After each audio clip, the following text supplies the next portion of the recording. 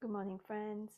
Here today we are doing sun salutation. I'm going to be breaking it down pose by pose. For sun salutations, we are focusing on steady breath, mindful alignment, and I will be leading you through each segment of the sun salutation. So it may be a couple of breaths in each pose rather than the traditional one breath per movement. If Surya Namaskar is something that you are already familiar with, please feel free to flow through a couple of cycles while I'm running through a longer version of it and meet me back in down dog at the end of this segment. And this is assuming that you're building up on my new intention flow, and this follows immediately after the core warm-up section. If you're just coming fresh into this segment, maybe do my warm-up segment completely so that your body is a little bit more warmed up. But basically, sun salutation is a good flow where it can warm up the entire body, getting it ready to move further into your sequencing. And come join me now. Let's play. So again, assuming that you're building up from the core warm-up, we are starting on all fours. You don't need any props for this segment, but you can have some blocks here to give you a little bit of height and space when carrying your legs through to forward fold or any other transitions that you have in all fours. Step your feet through in any manner that's of comfort to you to the top of your mat. We start in forward fold. For those who are just joining me fresh, just come straight into your forward fold. Alignment for this would be the ground through your feet into the mat. Feel your arches of your feet lift up like they are vacuum cleaners and like sucking up the mat. Feel your kneecaps lift to engage them. Squeeze your inner thighs together. Almost imagine that you have a block between them. Pull your abs towards your spine in. Knit your ribs in. And try to kiss your belly to the tops of your thighs as you fold in. Hand variations. You can wrap your fingers around the back of your ankles. You can just dangle them freely on the mat or clasp opposite elbows. Really tuck your chin into your chest to get your crown of your head pointing down towards the mat here. And we shall enjoy 3 deep breaths in this position. Inhale.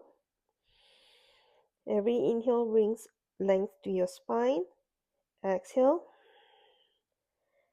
Every exhale brings a closer draping of your upper body over your thighs. Inhale. Exhale. So the idea here is that your upper body is loosey-goosey, but your lower body is working really hard. Inhale. The final exhale. Bring your hands down to the mat next to your feet. Roll yourself up vertebrae by vertebrae. Your head being the last to arrive. Maybe give a shoulder shrug and ease your shoulder blades down your back. And we are in Tadasana. So realigning ourselves with the ground zero position for all yoga. Tadasana here. Check that your ankles are behind the widest part of your feet. You're grounding through your feet like toes and heels pressing into the mat. Arches of your feet are lifting up.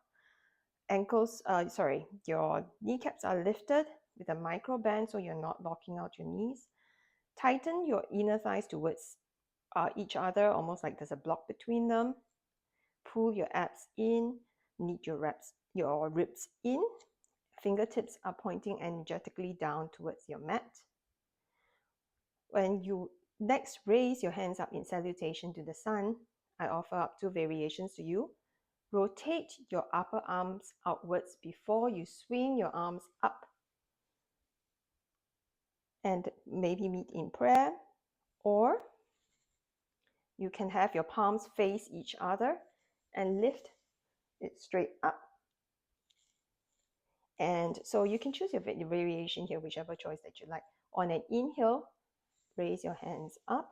For those with wide shoulders, I invite you to throw out your intention of the day wide into the universe. Maybe go close to your arms. For those who feel called to it, you can put your hands up in prayer and bring your intention down your midline. As you on an exhale, swan dive your way down to Uttanasana, forward fold. Quick alignment check here again, grounding through your feet, kneecaps lifted, inner thighs squeezing, abs are tucked in, and aiming to rest your belly against your upper thighs. Crown of head directly down to the mat. On an inhale, like slide your hands up your shins or even up to your calves, just not on your knee joints to protect them. And we're looking to telescope your upper body straight out to the front of your mat. Keep the back of your neck long, so you're looking down towards the floor here. Feet are still engaged. Same thing, kneecaps lifted, inner thighs squeezing. And really pull, imagine length, like somebody is pulling a string at the top of your head out towards the front of the mat. Inhale here. Exhale, fold, forward fold. See if you can find the deepest definition of a fold here for you. In your next inhale, step back into down dog. Since this is your first down dog, maybe pedal out your feet to give your hamstrings a nice little stretch here. On an inhale, come to your tippy toes. Exhale, melt your heels down. It doesn't have to completely come into contact with the mat. Just whatever is at your comfort point here. Toes are pointing straight ahead. Knees can be generously bent. We're looking for a straight spine here and not just a hamstring stretch, really. Inner thighs are engaged, almost pushing together again like a block between your thighs. Imagine somebody standing behind your hip points now and is pulling your sits bones up towards the ceiling. Ears are between your biceps, fingertips and heel of your palm grounding down into the mat, a slight cup in your palms. Inhale, exhale. Next inhale, roll yourself forward into plank pose.